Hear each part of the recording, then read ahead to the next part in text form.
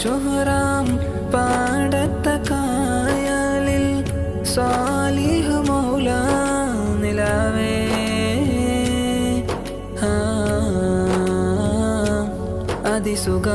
അതിസുഖമാണെന്നും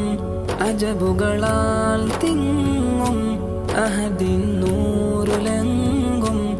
N മൗല ശുഹ്റാം പാടത്ത കായലിൽ Salih മൗല നിലാവേ മൗല അതിരുകളില്ലാതെ അതിരസം ചോരാതെ അകം കുളിരേകുന്നോർ എൻ മൗല